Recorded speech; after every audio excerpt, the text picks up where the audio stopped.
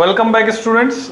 Current electricity हम लोग पढ़ रहे थे और उसमें लास्ट टर्न पे हमने ईएमएफ वोल्टेज इंटरनल रेजिस्टेंस उसको पढ़ा था और उसके बाद हमने ये जो थर्मल इफेक्ट या हीटिंग इफेक्ट ऑफ करंट है इसके क्वेश्चंस के थे, उसको समझा था, पावर के फॉर्मूले, एनर्जी के फॉर्मूले वगैरह वगैरह। अभी आगे की बात मैं कर रहा हूं बच्चों। इस लेक्चर में मैं डिस्कस करने जा रहा हूं जो सेल्स होते हैं उनको कैसे हम कंबाइन कर सकते हैं, यानी कॉम्बिनेशन ऑफ सेल्स, और डे टू डे लाइफ से क्या उसका लिंक है, कैसे फायदा उठा सकते हैं हम कई सेल्स को आपस में जोड़कर, सीरीज में जोड़ें या पैरेलल में जोड़ें, कुल मिलाकर कैसे जोड़ें तो यूजफुल होगा हमारे लिए। So let's start. Heading is combination of cells. तो हमें पढ़ना है कॉम्बिनेशन ऑफ सेल्स। अब एक तो है सिंगल सेल और ऐसे कई सेल्स को मिलाकर बनती है बैटरी। जैसे हमारे घर में इन्वर्टर में जो बैटरी है वो लेड एसिड सेल्स को मिलाकर बनी है। कार में, मोटरसाइकिल में जो बैटरी लगी हुई है वो लेड एसिड सेल्स को मिलाकर बनी है। और ये जो पेंसिल सेल हम इस्तेमाल करते हैं बच्चों, तो ये अकेला सिंगल सेल है। पर इसी में जो 9 वोल्ट की बैटरी आती है, अगर आपने देखी 9 वोल्ट की बैटरी आती है, तो वो जो 9 वोल्ट की बैटरी होती है वो सिंगल सेल नहीं है। एक्चुअल में वो 9 वोल्ट की बैटरी में अगर उसको हम खोल के देखेंगे, एक मेरा वीडियो अवेलेबल है जिसमें मैंने खोल के दिखाया हुआ है उसको, तो अंदर एक से ज़्यादा सेल होते हैं बच्चों। तो एट प्रेजेंट तो अभी नहीं है मेरे पास, नहीं तो मैं आपको दिखाता। तो उसमें मल्टीपल सेल्स सीरीज में जुड़े होते हैं, तब जाकर उसका वोल्टेज होता है 9 वोल्ट। तो हम सेल्स को या तो सीरीज में जोड़ सकते हैं या तो पैरेलल में जोड़ सकते हैं, या फिर कुछ सेल्स को सीरीज में जोड़कर ऐसे कुछ सीरीज को हम पैरेलल में जोड़ सकते हैं। तो वो कैसे होगा, वन बाय वन हम सारे कॉम्बिनेशन पढ़ लेते हैं। So first is series combination. अब इसमें दो कैटेगरी है बच्चों। अगर हम different EMF, different internal resistance वाले सेल्स के साथ डील कर रहे हैं, जिनका ईएमएफ अलग है, इंटरनल रेजिस्टेंस अलग है, तो हमारे सिलेबस में सिर्फ 2 सेल का कॉम्बिनेशन है। पर अगर आइडेंटिकल सेल्स की बात कर रहे हैं तो फिर n सेल्स का कॉम्बिनेशन हमारे सिलेबस में है। सो सीरीज में पहले मैं बात करता हूं 2 डिफरेंट सेल्स, यानी उनका ईएमएफ अलग अलग और इन सेल्स का इंटरनल रेजिस्टेंस भी अलग अलग। तो डिफरेंट टाइप के सेल हो सकते हैं। फॉर एग्जांपल एक जो है लैक्लांशिया सेल है, नॉन चार्जेबल, दूसरा रिचार्जेबल है निकल कैडमियम सेल। दिखने में दोनों एक जैसे हैं, दोनों का ईएमएफ अलग है, दोनों का इंटरनल रेजिस्टेंस अलग है। आपने अगर ध्यान दिया हो तो आपके जो जितने भी खिलौने वगैरह आते हैं और जो डिवाइसेस आते हैं, वहाँ इंस्ट्रक्शन लिखे रहते हैं बच्चों, do not mix different types of cells. तो मोस्ट ऑफ द टाइम हम जब भी कॉम्बिनेशन बनाते हैं हम सेम टाइप ऑफ सेल्स को ही जोड़ते हैं। यही फ्रूटफुल रहता है, यानी लाभदायक रहता है। डिफरेंट सेल्स का कॉम्बिनेशन बनाना ज़्यादा फायदे का सौदा नहीं है। फिर भी देखते हैं हम, अगर 2 डिफरेंट सेल्स को मैं सीरीज में जोड़ूं, क्योंकि सर्किट में हमें सॉल्व करना होता है कई बार। सपोज ये पहला सेल पॉजिटिव नेगेटिव, उसका इंटरनल रेजिस्टेंस नेगेटिव साइड में जोड़ दिया मैंने R1, माना कि इसका ईएमएफ है E1। दूसरा सेल उसका इंटरनल रेजिस्टेंस। मैं 2 तरह से इन 2 सेल्स को जोड़ सकता हूं टर्मिनल्स A और B के बीच। पहला तरीका जैसा आप देख रहे हो, दूसरा तरीका रिवर्स भी तो जोड़ा जा सकता है, यानी नेगेटिव से नेगेटिव। तो अभी पॉजिटिव पॉजिटिव मुझे मिल रहे हैं इधर, ऐसे भी जोड़ सकते हैं। EMF E1, internal resistance R1, this is R2 and EMF E2, like this. तो अब हम ये जानने में इंटरेस्टेड हैं, ऐसे जोड़ा तो नेट, यानी इन दोनों को हटाकर अगर मैं एक सिंगल सेल लगा दूं तो उसका ईएमएफ कितना होगा, उसका इंटर रेजिस्टेंस कितना होगा, नहीं equivalent EMF equivalent inter resistance कितना मिलेगा ए और बी के बीच में, वो हम जानना चाहते हैं। तो लॉजिकली आप जज कर सकते हो ये दोनों एक दूसरे को सपोर्ट कर रहे हैं। अच्छा, एक कंडीशन और दे दी जाती है आपको जानकारी के तौर पर, E1 is greater than E2, क्योंकि उसकी जरूरत पड़ेगी हमें इस केस में। इसको मैं कह देता हूं ये केस नंबर 1 है और ये है केस नंबर 2। तो यहां पर नेट ईएमएफ या इक्विवेलेंट ईएमएफ हो जाएगा E1 प्लस E2 दोनों का सम। इक्विवेलेंट इंटरनल रेजिस्टेंस सीरीज में, क्योंकि करंट फ्लो होगी तो सीरीज में ऐड हो जाता है R1 प्लस R2। इस केस में अगर बात करें तो इक्विवेलेंट ईएमएफ, गौर कीजिए, मान लिया मैंने कि इसको मैंने किसी रेजिस्टेंस से जोड़ दिया, ये डॉटेड लाइन से मैं दिखा रहा हूं। तो सर्किट में किसी रेजिस्टेंस से ए और बी के बीच इस कॉम्बिनेशन को मैंने जोड़ दिया। तो अब होना क्या है, E1 ईएमएफ वाला सेल करंट फ्लो कराना चाहेगा एंटी क्लॉकवाइज सेंस में, जबकि E2 वाला फ्लो कराना चाहेगा क्लॉकवाइज सेंस में। तो किसकी चलेगी, जिसका ईएमएफ ज्यादा होगा उसकी चलेगी।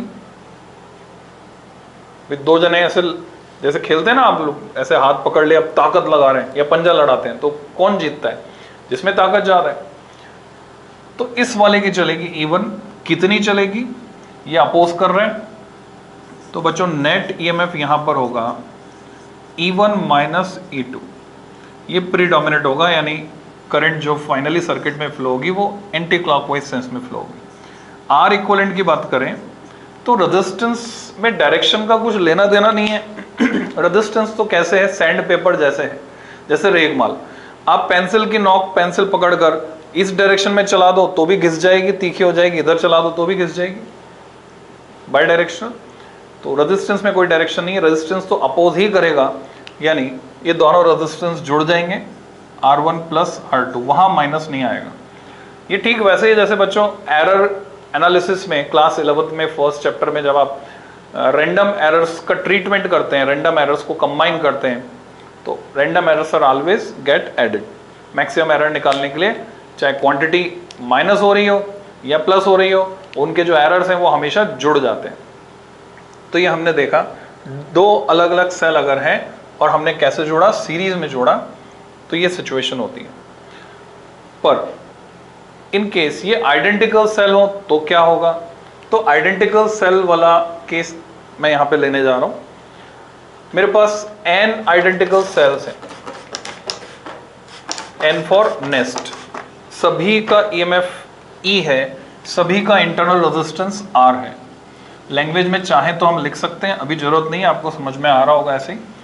सो n cells are connected in series, और अब की बार हम उसका इक्विवेलेंट ईएमएफ नहीं जानना चाह रहे हैं, अब की बार हम ये जानना चाह रहे हैं, ऑब्जेक्टिव थोड़ा सा चेंज हो गया है। यहां पर हम ये जानना चाह रहे हैं कि ये जो सीरीज कॉम्बिनेशन है ये कब फ्रूटफुल होगा, सेल्स को, एन आइडेंटिकल सेल्स को सीरीज में जोड़ना कब फायदे का सौदा होगा।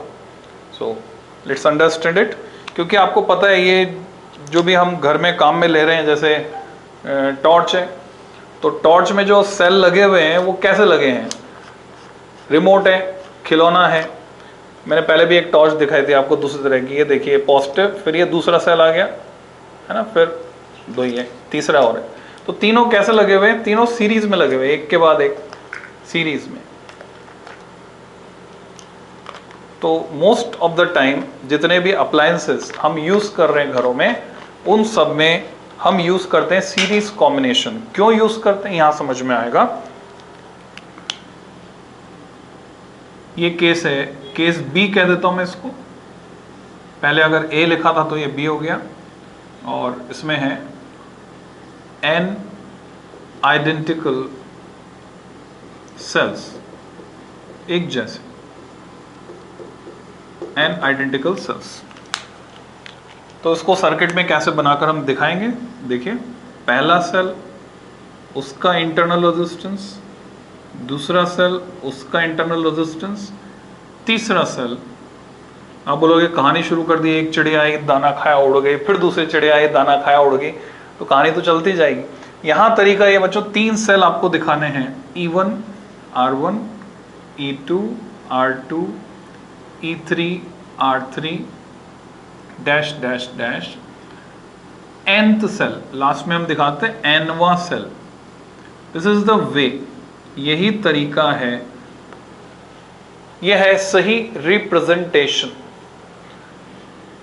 माना कि ये पूरा combination external resistance capital R में करंट भेज रहा है। बजट है तो आपके पास लगा दो, कि नहीं है तो डायरेक्ट जोड़ दो। एक्सटर्नल रेजिस्टेंस R में ये करंट भेज रहा है, तो हम कहेंगे ये कॉम्बिनेशन हमारे फायदे का हो सकता है जब ये मैक्सिमम करंट भेजे। तो कितनी करंट भेज रहा है, माना कि वो करंट है I, मैं यहां पर लिख दूंगा N सेल्स ऐसे। तो अब हमको पता करना है कि ये करंट किस सिचुएशन में फ्रूटफुल होगी, यानी काफी ज्यादा हो सकती है, या हमारे फायदे की ज्यादा हो सकती है अमाउंट में। हियर सीधे मैं इसकी मैथमेटिक्स पे आता हूं बच्चों। Current I equal to net EMF, total EMF। जैसे डिवाइड हो जाता है सीरीज में, वैसे ऐड भी हो जाता है, E1 plus E2 plus E3 EN। ये मैंने लिख तो दिया 1 2 3, पर हमें पता है ये सारे के सारे आइडेंटिकल हैं, ठीक है। तो फॉर बेटर अंडरस्टैंडिंग मैं यहां से इनको हटा देता हूं 1 2 3 को, क्योंकि ये कंफ्यूजन क्रिएट करेंगे। वहां 1 का मतलब था पहले नंबर पर है, तो ये N सेल्स है।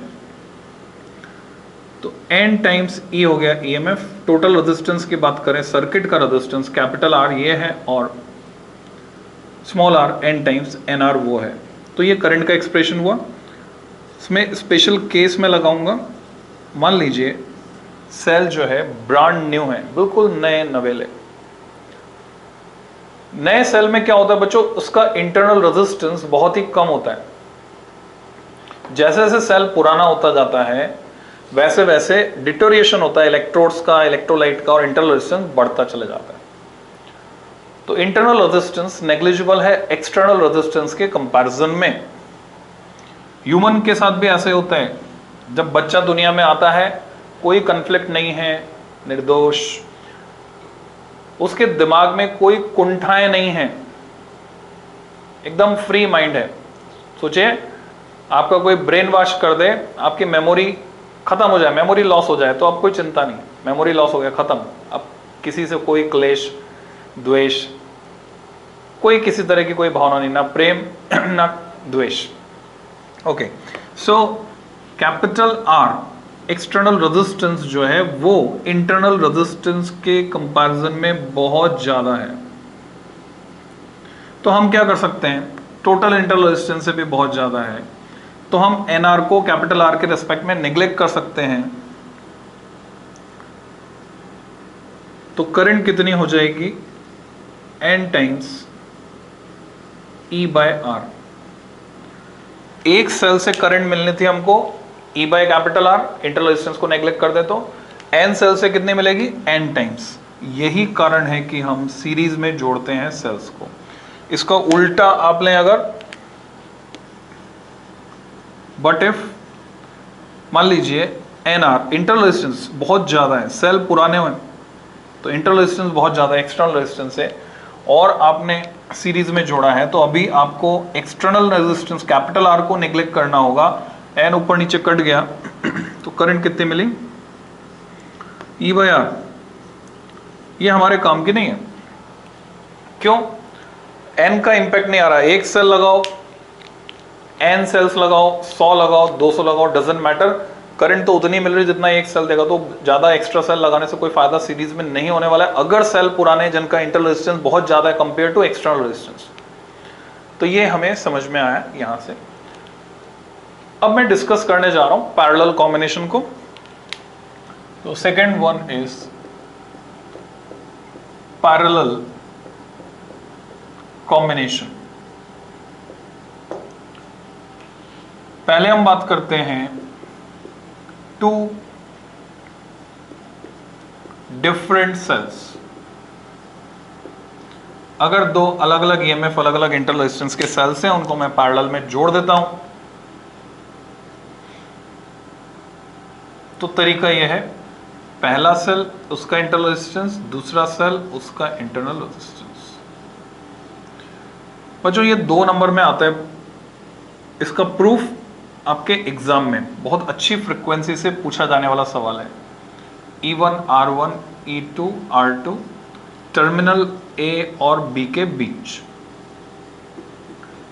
And what you have to find, you have to find equivalent EMF कितना होगा। अगर इसको हटाकर इसकी जगह सिर्फ एक सेल में लगा दूं जिसका इंटरनल रेजिस्टेंस R है, तो हमें एक तो E पता करना है और एक ये R पता करना है in terms of E1 R1 E2 R2। इसके आपको मिलते हैं 2 नंबर।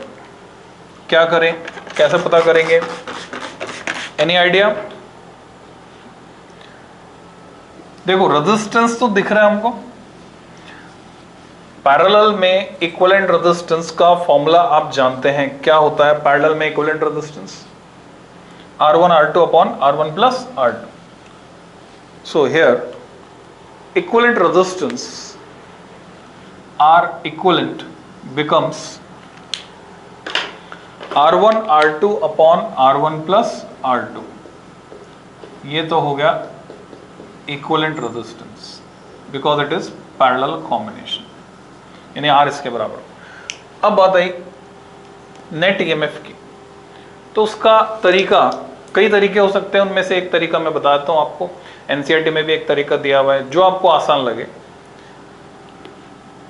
अगर मैं इसके इक्विवेलेंट मान रहा हूं, यहां करंट I फ्लो होती है, सपोज मैं किसी रेजिस्टेंस से इसको जोड़ देता हूं, डॉटेड लाइन से मैंने दिखाया, इसी तरह से इसको भी जोड़ा हुआ है, तो सेम करंट I वो होनी चाहिए जो किसके बराबर होगी, इधर से I1 इधर से I2 आएगी। तो मैं लॉजिकली लिख सकता हूं, जिसको हम आगे पढ़ेंगे भी सही, किरचॉफ्स करंट लॉ है जंक्शन लॉ में, I equal to I1 plus I2। जब कोई सेल डिस्चार्जिंग मोड में होता है, हमने उसके लिए इक्वेशन लिखी थी लास्ट लेक्चर में, लास्ट टू लास्ट लेक्चर में, 2 लेक्चर पहले लिखी थी। क्या इक्वेशन थी बच्चों? E बड़ा होता है, E होता है V प्लस IR। तो I कितना हुआ? I हुआ E minus V upon R। तो इस लॉजिक से यहां पर I की जगह मैं लिखूंगा E minus V upon R equivalent, जो कि ये है। I1 की जगह E माइनस V। अब ये जो V है टर्मिनल A और B के अक्रॉस, वो सेम है, VAB। E1 के लिए भी सेम है, E2 के लिए भी सेम है, तो E माइनस V अपॉन यहां आ जाएगा R1, और इसके लिए आ जाएगा E माइनस V। अच्छा, ये E1 होगा, ये E2 होगा, क्योंकि EMF अलग अलग है ना, E1 और E2। E2 minus V upon R2। हमें पता क्या करना है? हमको पता करना है E कितना है। R इक्विवेलेंट तो निकाल चुके हैं हम, तो अब क्या करें, ये माइनस V को उधर भेज देते हैं, प्लस V हो जाएगा। सेपरेट भी कर सकते हैं इसको, हमें E निकालना था। सो मैं लिख सकता हूँ E बाय R, ये 1 बाय R की वैल्यू डाल देता हूँ मैं यहाँ पे, E minus V 1 by R, इस फॉर्मूले से 1 upon R1 plus 1 upon R2 है, 1 upon R1 plus 1 upon R2। कई तरीके हो सकते हैं, उनमें से एक तरीका ये है। ऐसे मैंने लिख दिया 1 अपॉन R को 1 upon R1 plus 1 upon R2, और यहाँ ब्रेक करके इसको लिखा E1 upon R1 minus V upon R1 plus E2 upon R2 minus V upon R2। So what do we get? ये जो माइनस वाला V है, ये उधर जाकर प्लस हो जाएगा, हमें तो E चाहिए था, उधर जाकर ये प्लस हो गया, तो प्लस हो गया, तो ये बनेगा V upon R1 plus V upon R2, और इधर जो है वो यहाँ पर है ही सही, E1 upon R1 minus V upon R1 plus E2 upon R2 minus V upon R2। तो पिक्चर क्लियर होती जा रही है। देखिए क्या क्या कट गया, ये टर्म इससे कट गई, ये टर्म इससे कट गई, remaining E equal to, LCM लिया हमने R1 R2, ऊपर क्या आया E1 times R2 plus E2 times R1।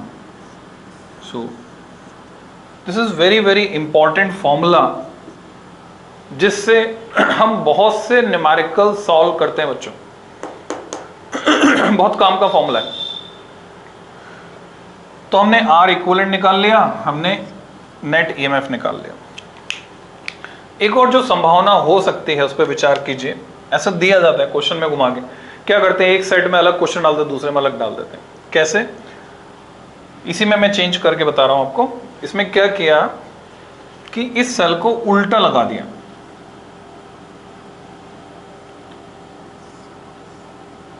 Plus इधर लगाने के बजाय इधर माइनस है और इधर प्लस है।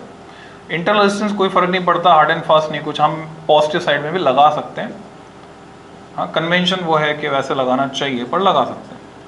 ऐसे लगा दिया तो अब आप साफ साफ देख रहे हैं कि ये E2 अपोजिशन में आ गया। E1 जिधर करंट फ्लो कराना चाहता है, E2 पहले जिधर करंट फ्लो करा रहा था उसके अपोजिट फ्लो कराएगा। इस सर्किट में तो सेम डायरेक्शन में कराएगा, पर बाहर के सर्किट में। तो ऐसे सिचुएशन में हमें कैलकुलेशन पार्ट में जाने की जरूरत नहीं है, हम सीधे सीधे सिंपली क्या करते हैं, इस साइन को माइनस कर देते हैं। यानी जब ये कंडीशन होगी तो फॉर्मूला क्या हो जाएगा, इसमें तो कोई चेंज होना नहीं, आर इक्विवेलेंट तो ये रहेगा R1 R2 upon R1 plus R2। ई इक्विवेलेंट जो है वो हमें मिलने वाला है E1 R2 minus E2 R1, यहाँ माइनस आ गया, अपॉन R1 प्लस R2। तो इसका इस्तेमाल करके हम क्वेश्चन सॉल्व करेंगे आगे। अब ये तो बात हुई बच्चों सिर्फ दो सेल की, पर अगर ऐसे, अब n पिछली बार ले लिया था, अब की बार मैं m ले रहा हूं, m फॉर मंकी। ऐसे m सेल्स को पैरेलल में जोड़ दिया जाए तो सिचुएशन क्या होगी। ऐसा कॉम्बिनेशन कहीं आपने देखा है डे टू डे लाइफ में? देखिए सीरीज कॉम्बिनेशन की बात की थी अभी, तो सीरीज कॉम्बिनेशन में दिखा है टॉर्च में, मोबाइल में, टॉर्च में, रिमोट में, खिलौनों में, सब में क्या होते हैं, सेल्स सीरीज में जुड़े होते हैं, क्योंकि सीरीज में करंट हमको ज्यादा मिलती है। एक सेल से जितनी मिलती है उसकी n टाइम्स मिलती है, जितने सेल्स होते हैं उतने गुना मिलती है। पैरेलल में ऐसा कोई एग्जांपल बताइए जहां पर हमने सेल्स को पैरेलल में जोड़कर काम में लिया हो, एनी एग्जांपल। तो कुछ बच्चे क्या करते हैं, एग्जांपल बता देते हैं पर वो रेजिस्टेंस का बता देते हैं। रेजिस्टेंस की बात नहीं कर रहे हम बात कर रहे हैं सेल्स का पैरेलल कॉम्बिनेशन, जहां आपने सेल्स को पैरेलल में लगाया हो और उससे कोई फायदा उठाया हो। पैरेलल में लगाने का मतलब सिंपल सा लॉजिक है कि अगर ये दो सेल है मेरे पास, तो पॉजिटिव पॉजिटिव से जोड़कर, नेगेटिव नेगेटिव से जोड़कर मैं कहीं पर इसको यूज करूं, तो ऐसा कोई इंसिडेंस आपको याद आ रहा हो, ये तो दो सेल्स हैं, बैटरीज को पैरेलल में लगाया हो, नेट्स ओके, वो भी आप बता सकते हैं। तो किसी को याद आ रहा है? वीडियो पॉज करके आराम से सोच लो, कमेंट कर देना। ओके, मैं याद दिलाता हूं। अगर गाड़ी में बैटरी, चाहे वो बस हो जो बैटरी से स्टार्ट होती है, ट्रक हो, कार हो, अगर ये बैटरी काफ़ी पुरानी हो चुकी है 6-7 साल, तो कई बार ऐसा भी होता है कि रास्ते में गाड़ी रुकी, अब दोबारा स्टार्ट करें, स्टार्ट ही नहीं हो रही। अभी बहुत ये समस्या आई बच्चों, ये कोरोना काल में जब घर में पड़ी रही बंद बैटरीज, तो बैटरी डिस्चार्ज हो गई, अब गाड़ी स्टार्ट नहीं हो रही, पड़ोसी की मदद लेनी पड़ेगी। क्या करना पड़ेगा? उसकी बैटरी भी डिस्चार्ज है, उसकी गाड़ी भी स्टार्ट नहीं हो रही, आपकी गाड़ी भी स्टार्ट नहीं हो रही। तो जंपर कहते हैं, दो तार लेते हैं हम, जैसे मान लो मेरे पास ये तो पतले तार है, वो मोटे होते हैं काफी, एक रेड एक ब्लैक, रेड कोड है पॉजिटिव, ब्लैक कोड है नेगेटिव। तो ये दो तार लेकर क्या करना है आपको, पॉजिटिव नेगेटिव जोड़ देने दोनों बैटरी के। तो जिसकी बैटरी कार में जुड़ी हुई रहेगी, जिसकी कार को स्टार्ट करे वो स्टार्ट हो जाएगी कार। क्यों? थ्योरी में समझाता हूं, फिर प्रैक्टिकली बताता हूं। ऐसे ही बच्चों लैब में भी कई बार क्या होता है, लैब में जब हम एक्सपेरिमेंट कर रहे होते हैं पोटेंशियोमीटर का, सुन लो, खाली आगे डिस्क्राइब करूंगा पोटेंशियोमीटर पढ़ाते वक्त, सुन लो बस ध्यान से। पोटेंशियोमीटर का जब हम एक्सपेरिमेंट कर रहे होते हैं तो कई बार ऐसा होता है पोटेंशियोमीटर वन साइडेड डिफ्लेक्शन देता है, हमें इसमें जीरो डिफ्लेक्शन देखना होता है गैल्वेनोमीटर में, तो एक ही डायरेक्शन में डिफ्लेक्शन आता रहता है। तो उसका कारण ये होता है कि बैटरी जो लैब में यूज हो रही है वो पुरानी होती है, मेंटेनेंस प्रॉपर नहीं होता है, तो वो प्रॉपर करंट नहीं दे पाती, ज्यादा करंट हमें चाहिए होती है दोनों साइड डिफ्लेक्शन के लिए। तो हम वैसी एक और बैटरी लेकर उसके साथ पैरेलल में अगर जोड़ देते हैं, पॉजिटिव से पॉजिटिव यानी रेड नॉब से रेड नॉब, ब्लैक वाली से ब्लैक वाली, नेगेटिव से नेगेटिव, तो अब जब हम दोबारा एक्सपेरिमेंट करते हैं तो एक्सपेरिमेंट सक्सेसफुल हो जाता है, नहीं बोथ साइड डिफ्लेक्शन आ जाता है, तो जीरो डिफ्लेक्शन वाली पोजीशन हमको मिल जाती है। तो ये प्रैक्टिकल एग्जांपल हैं किसके, पैरेलल कॉम्बिनेशन के। तो पहले समझते हैं पैरेलल कॉम्बिनेशन। अगर मैं n सेल की बात कर रहा हूं, n सेल्स को पैरेलल में लगाया, n नहीं m फॉर मंकी, बंदर, पहला सेल, दूसरा, तीसरा, कितने बनाओगे? तो जवाब है 3 तो बनाने पड़ेंगे। उसके बाद हम ऐसे दिखाएंगे डॉटेड लाइन, कितनी डॉटेड लाइन दिखाएंगे? 3 बार, स्टैंडर्ड नोटेशन है। फिर लास्ट में mवां सेल, mth सेल, और माना कि ये पूरा कॉम्बिनेशन, क्योंकि हमें ये नहीं पता करना, इक्विवेलेंट नहीं निकालना, हमको यहां पर क्या करना है, ऑब्जेक्टिव चेंज हो गया जैसे सीरीज में हो गया था, हमें पता करना है कि ये कॉम्बिनेशन कब काम का होगा, नए सेल्स के लिए काम का होगा, पुराने सेल्स के लिए काम का होगा। ये तब काम का होगा जब ये ज्यादा करंट देगा। एक्सटर्नल रेजिस्टेंस, कैपिटल आर में ये सारे सेल्स जिनमें हर एक का ईएमएफ ई इंटरनल रेजिस्टेंस आ रहा है, एक में लिखना काफी है। टर्मिनल ए और बी के बीच हमने जोड़ दिया इन सबको पैरेलल में, ये मिलकर करंट भेज रहे हैं आई, एक्सटर्नल रेजिस्टेंस आर में। मैं यहां पे दिखा दूंगा ऐसे लाइन खींचकर कि ये हैं M sales.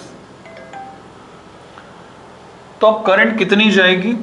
Current I equal to, हम जानते हैं कि पैरेलल में पोटेंशियल डिफरेंस या वोल्टेज सेम होता है, तो वोल्टेज या पोटेंशियल डिफरेंस सेम है, तो V V V V V M times कर लो, क्या फर्क पड़ना है उससे?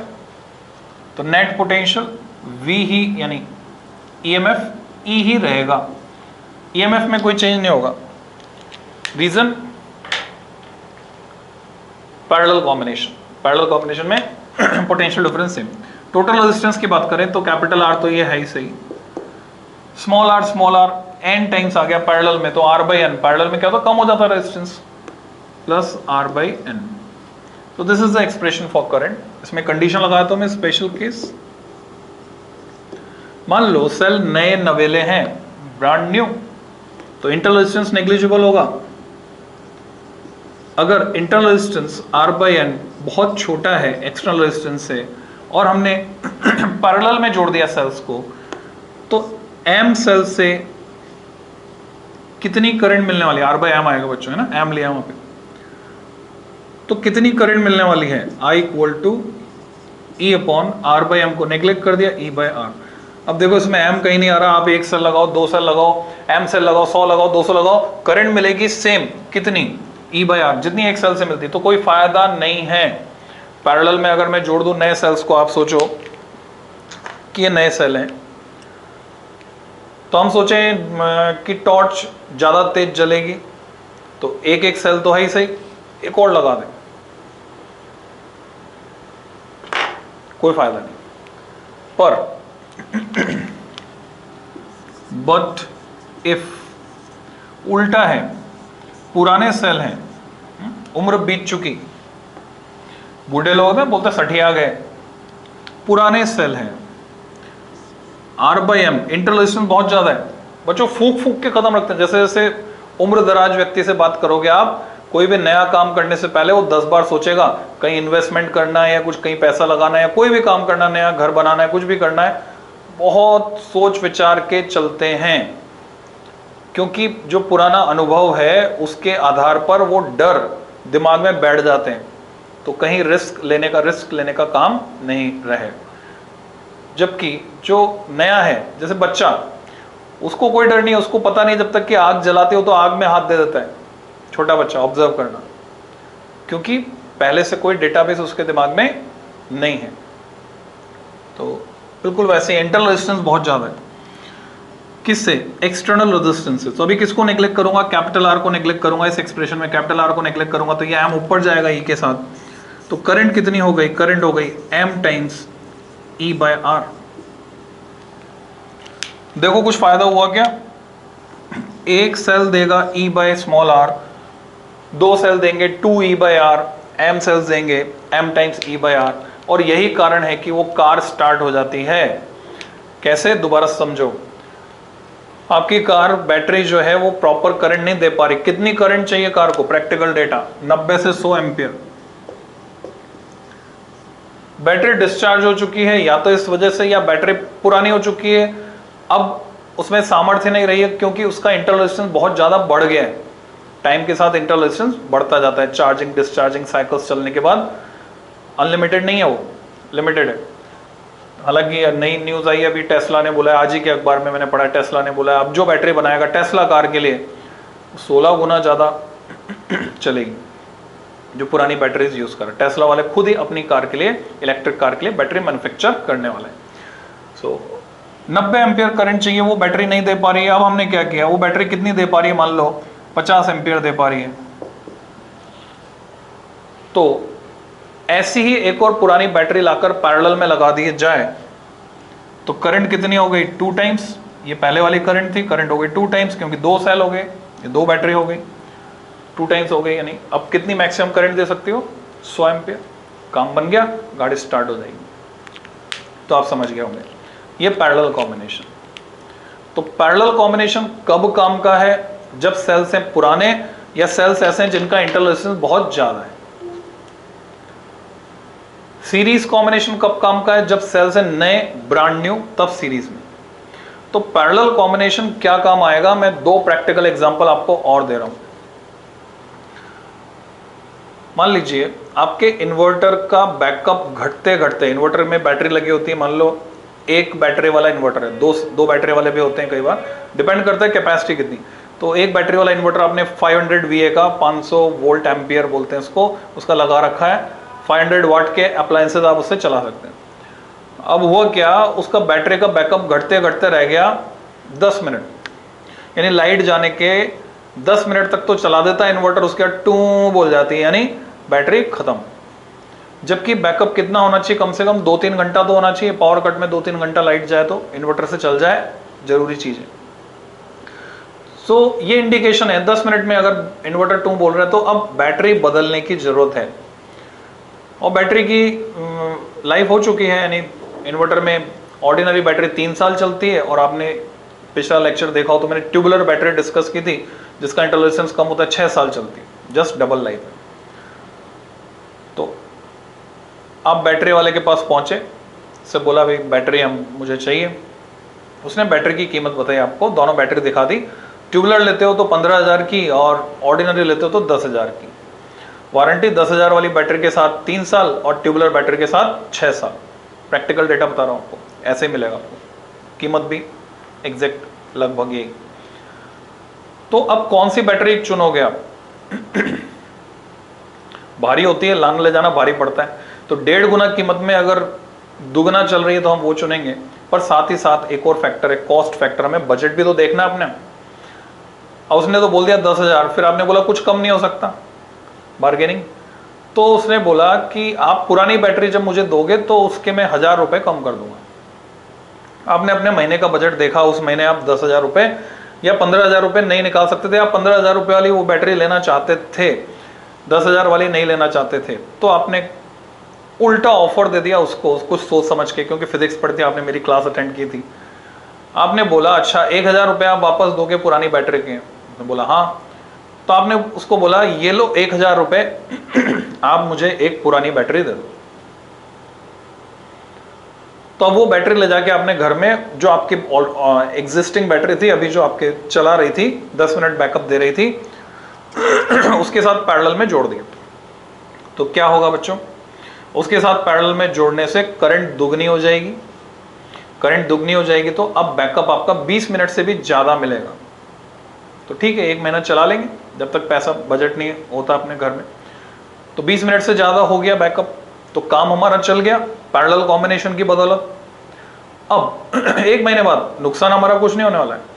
अब 1 महीने बाद वो जो 15,000 वाली बैटरी नहीं लेकर आनी है वो लेके आएंगे उससे हम, और ये दोनों बैटरी जो हमारे पास पड़ी है उसको देंगे, बदले में वो 2,000 रुपये कम करेगा, अभी 1,000 के बजाय 2,000 रुपये। सो this is practical example of parallel combination.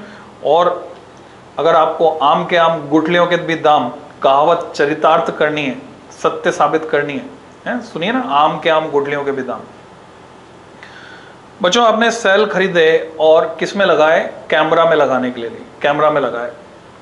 ये वाले सेल बहुत ज़्यादा नहीं चलते, कैमरा में जो फ्लैश चमकाते हैं तो वो कुछ फ्लैश चमकाने के बाद ये उसको नहीं चला पाते, क्योंकि उसको कैमरा को करंट ज़्यादा चाहिए। ये देते हैं 600-500 मिली एम्पियर तक, कैमरा को चाहिए 2200 मिली एम्पियर तक, 2500 मिली एम्पियर तक, इसलिए रिचार्जेबल लगाने पड़ते हैं सोनी के कैमरा में, आपने देखा। तो ये सेल खत्म हो गया, कैमरा अब नहीं चला पा रहा, आपने वहां से निकाला, अभी तो नया का नया लगाया, चमक रहा है, चमचमा रहा है, फेंकने की इच्छा नहीं हुई।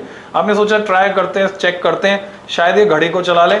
तो आपने वॉल क्लॉक में इस सेल को लगा दिया और इसने घड़ी को चला लिया। जो कैमरा से निकला था उसने घड़ी को चला लिया, इसने नहीं चलाया। ओके, इसने चला लिया, ठीक है। तो उसने सेल ने घड़ी को चला लिया, चल रही ना घड़ी। अब कितना टाइम चलाया, क्योंकि तो कैमरा में कंज्यूम हो चुका था, अब ये ज्यादा करंट तो दे नहीं सकता, घड़ी इसलिए चल रही, घड़ी को कम करंट चाहिए। घड़ी का जो सर्किट है, पीछे खोल के देखना बच्चों, पुरानी जो खराब हो गई वो घड़ी सही टाइम नहीं दे रही है, उसका सर्किट खोल लेना, सफाई करना, वापस लगाना, सब सही हो जाएगी, वापस सही टाइम देने लगेगी। कॉकरोच अंडे दे देता अंदर जाके, सफाई नहीं करते तो। अब घड़ी को भी उसने 3 महीने चला लिया, घड़ी भी बंद पड़ गई। 3 महीने चलने के बाद घड़ी भी बंद। सेल निकाला आपने, पहुंच के साफ किया, अभी तो चमचमा रहा है।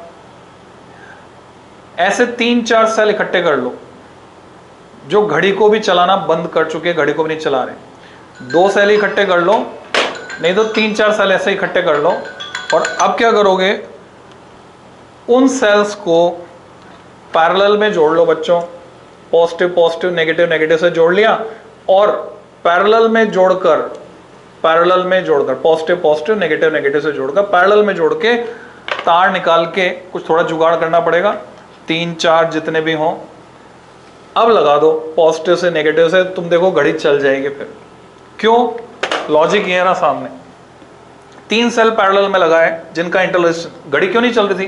सेल का इंटरनल रेजिस्टेंस बढ़ जाता है तो करंट नहीं दे पाता वो पुराना होकर, तो अब 3 गुना करंट मिलेगी, घड़ी फिर से चल पड़ेगी। तो अब इसमें जो कुछ भी बचा था वो भी आप निचोड़ सकते हो, आम के आम और गुठलियों के भी दाम। तो बच्चों इस लेक्चर में प्रैक्टिकल डिटेल्स आपने काफ़ी सीखी, इनको लाइफ में यूज़ करो तो इस फिजिक्स का फ़ायदा है।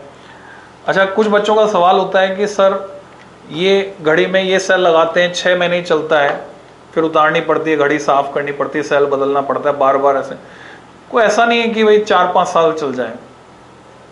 तो बच्चों ये भी 1.5 वोल्ट ही है, ये भी 1.5 वोल्ट ही, अंतर सिर्फ किसका है, इसमें इलेक्ट्रोड्स का सरफेस एरिया ज़्यादा है, इलेक्ट्रोलाइट ज़्यादा है, तो इसका इंटरनल रेजिस्टेंस कम है, तो इसकी लाइफ ज़्यादा है। ह्यूमन बीइंग के साथ भी ऐसा ही है, जो खुश रहते हैं, हंसते रहते हैं, उनकी उम्र ज़्यादा होती है। जो क्लेशों में रहते हैं, हमेशा ही परेशान रहते हैं, उनकी लाइफ कम होती है। चेहरे से देखो, हंसमुख चेहरा होना चाहिए ऐसे। तो बच्चों ये वाला सेल अगर जुगाड़ करके आप इसमें लगा दो, ये इसके लिए डिजाइन नहीं है, क्योंकि घड़ी वॉल क्लॉक है, ऊपर लगाते हैं, किसी के सर पे गिर के टन न हो जाए, तो मोटा वाला सेल इसके लिए डिजाइन नहीं है। फिर भी आप चाहते हो कि हाँ भाई एक बार लगाया ऊंचा, बार बार ऊपर कौन चढ़े, 5 साल तक चलेगा ये सेल, या आप जब इसमें लगा दो जुगाड़ करके पॉजिटिव नेगेटिव। अच्छा, घड़ी डैमेज नहीं होगी क्योंकि ये भी 1.5 वोल्ट देता है। सो आज के लेक्चर में इतना ही। अगर आपको मजा आया, एंजॉय किया आपने, इस फिजिक्स को प्रैक्टिकली लाइफ में यूज करो बच्चों। लाइक सब्सक्राइब करना मत भूलो, और उन बच्चों तक जरूर पहुंचाओ जो टीचर्स जुड़े हुए हैं, उनसे भी मैं रिक्वेस्ट करता हूं कि आप मैक्सिमम लोगों तक ये बेनिफिट पहुंचाओ, चैनल की डिटेल को पहुंचाओ। कोरोना काल में वैसे ही बहुत नुकसान हो रहा है, पैसा किसी के पास है नहीं, सो अर्निंग्स हमारी सब जो है ख़त्म हो चुकी हैं।